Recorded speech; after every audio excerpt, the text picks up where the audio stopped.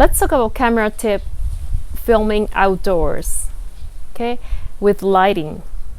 Now, shadow is always kind of a challenge in filming because you want an even face. Like right now, my face is the same tone. That's the perfect ideal thing. It doesn't matter if my body has shadows or not. But of course, sometimes you want an even tone. So you could have umbrellas, you could have that big round thing that reflects the face, so you get an even lighting, no shadow in the chin area or so on. Or you simply take your camera, move it to a location that works well. See, like this, there's a lot of brightness here, and then I'm gonna squint. That doesn't look good, especially when you're on camera. You don't want to be squinting. It makes your eyes look smaller. So we just move to a spot. Sometimes it's beneath a tree, sometimes it is underneath a roof, and just voila, like this is a good spot too because my face is even lighting. And just do that. People have said sunnier days are good to film. Yes and no.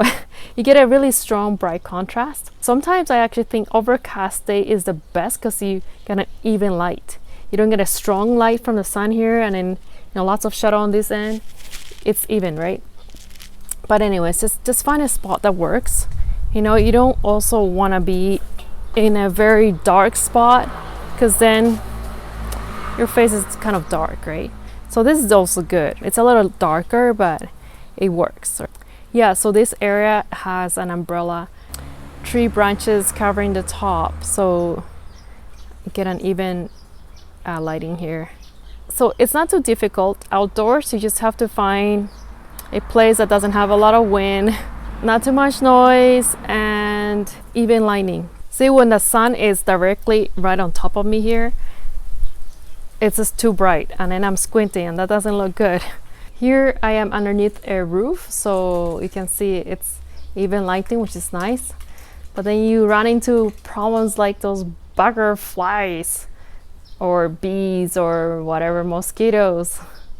So you can maybe put some insect repellent sprays beforehand so they're not like having a housefly on your nose while you're talking. So you can see this is lighting from an open doorway and it's got a nice even tone of lighting, which is great.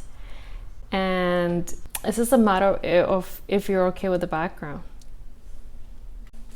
Now you can see if the light is coming in from the right side, then half of my face will be shadow and the other part will have brightness.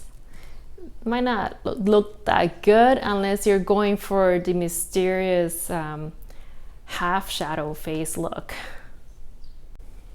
Even when I turn on all the lights, as you can see the reflections of the yellow lights, it might not create the best lighting. You can see there's some shadows here, shadows there, and it's also yellow tone, so some people don't like that kind of coloration for their skin. I know Asians have more of a yellow tinge. If in your house you have nice bright LED lights like this, up above I have bright LED lights. It has such a nice brightness and evenness to it, which is great. But notice, because I'm wearing a blue shirt, I blend in with the background, so I could potentially camouflage and be transparent or gone invisible. My body will be invisible because it's all blue, baby blue, just like the wall. Maybe I'll step back so I can see my arms, so that I'm not a floating little thing. You can also consider getting lighting, like these ring lights are very affordable. The 14 inches are the best because it casts a big light, bright light just around the face, right? This one's a smaller one. And then when I turn it on, oops, there you go.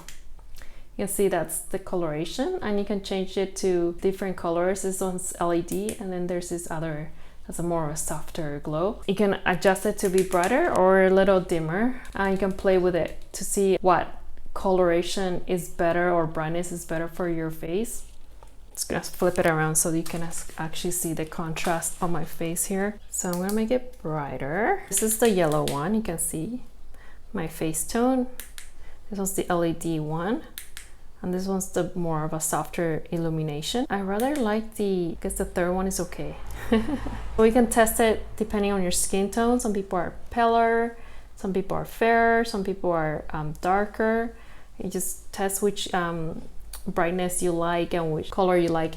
There are some lights that have filters, so you can actually use those to change the contrast and brightness. The other option you could do is have two small boxes of light, and you can change the paper filters. You know, for example, newer lights, they're very small stands. They're the size of a smartphone, and they can stand on both sides of your desk, so that you get lighting from the left and the right. Or you can put another lamp just behind you to omit the shadow behind you. Okay, so those are some options. If you can afford studio light, of course, they're the best. You just hang it from the ceiling, right? Angle it right so it's pointing there.